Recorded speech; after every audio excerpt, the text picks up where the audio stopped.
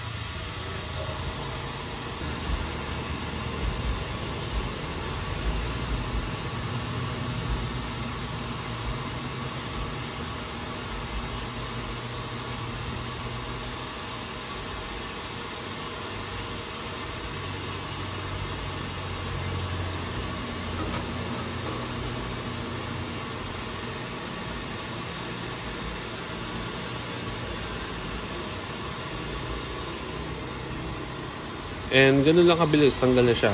Ganyan na siya kapudpod at makikita nyo yung mga pasak dyan. Mapapansin nyo rin, malinis yung loob since hindi ako gumagamit ng tire sealant. And before i-install yung bago nating gulong ay nilalagyan na muna ng tire paste para mas maging smooth yung paglapat at dapat dito pa lang chinecheck na yung rotation ng gulong kung tama ba. Pag okay na, isasalang lang ulit sa machine para pumasok yung mugs tapos hangin na ganun lang kabilis.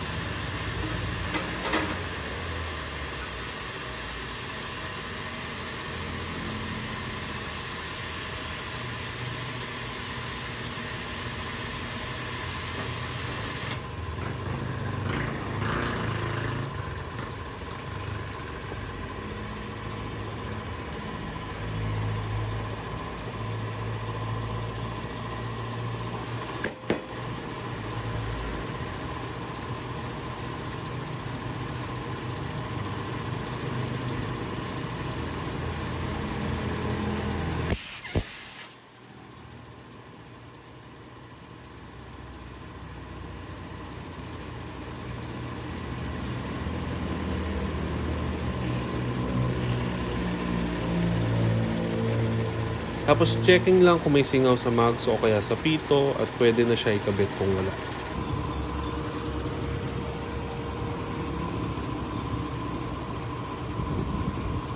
And ayun, nakakabit na siya. Meron na ulit grooves yung rear tire natin. Siyempre, double check nyo rin dito yung rotation. Paulit-ulit kong sinasabi yan kasi madami pa rin nadadali na mali yung rotation. And ngayon sa harap na gulong naman tayo, which is mas madali kalasin. Once nakalas na siya ay same process lang naman. Habang kinakabit, para sa gusto malaman kung bakit Metzeler ang gamit ko kahit madaming mas mura at mas sikat. Simula nagmotor ako, once maputpod yung stock tire, Metzeler na talaga ang gamit ko. Pero first time ko mag road tech scooter. Kasi ang gamit ko dati ay Sport Tech and ganito yung itsura niya. Maganda naman yung Sport Tech pero gusto kong itry itong bago. And ang Metzeler ay isang kilalang German tire company. Makikita nyo rin sila madalas sa mga events dito sa atin. Madalas may stall sila sa mga event ng makina at naka-sale. Kung interested kayo, hindi to sponsored and I can guarantee na sobrang solid nitong gulong na to.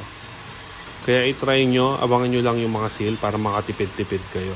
And kung may magtatanong din kung bakit walang tire sealant, sa iba kasi once na bumili ka ng gulong ay nagpapalagay ng sealant or may free na sealant. Pero ako kasi hindi talaga ako gumagamit ng sealant. Mas prefer ko talaga yung sapak. Pero sa experience ko, kinakailangan ko lang magsapak kapag medyo pudpud na yung gulong.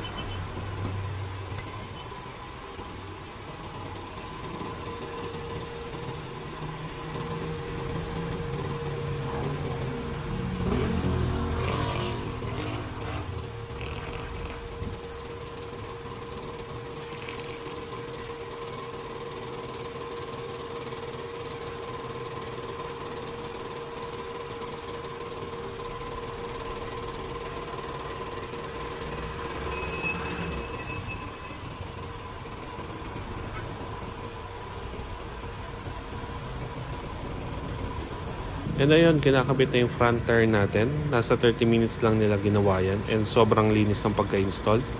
Madumi yung mugs gawa ng tire paste pero pwede naman natin linisin yun. Mahalaga ay hindi natamaan yung mugs natin. And sa pag-install ay siningil lang nila ako ng 400 pesos.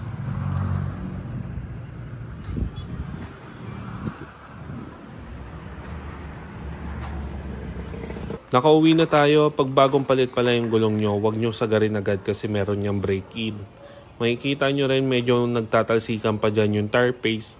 Once na break-in nyo, dun nyo siya may enjoy ng todo. After nyo rin pala magpa-install, daan kayo ng gasolinahan para magpahangin at may tama nyo yung pressure ng gulong. Ako ang hangin ko ay 22 sa harap at 32 sa likod. Kung umabot kayo dito, since okay pa yung gulong ko na luma sa harap, kung merong interested na hingiin, comment lang kayo para maibigay ko sa inyo. Mas okay kung yung ginagamit sa trabaho o service, yung NMAX nila at medyo bitin sa budget para magpalit ng bagong gulong. Yung malapit sa Binangonan or Cardona, Rizal. Kung wala naman kukuha, after 1 month, baka tapon ko na lang kayo sa bahayan ng lamok dito sa bahay. And hanggang dito na lang, yung susunod na clip ay kinabukasan noong pagka-install namin ay sakto papunta kaming Quezon Province. At sakto medyo umuulan-ulan nito and tuwang-tuwa ako sa performance ng gulong na to.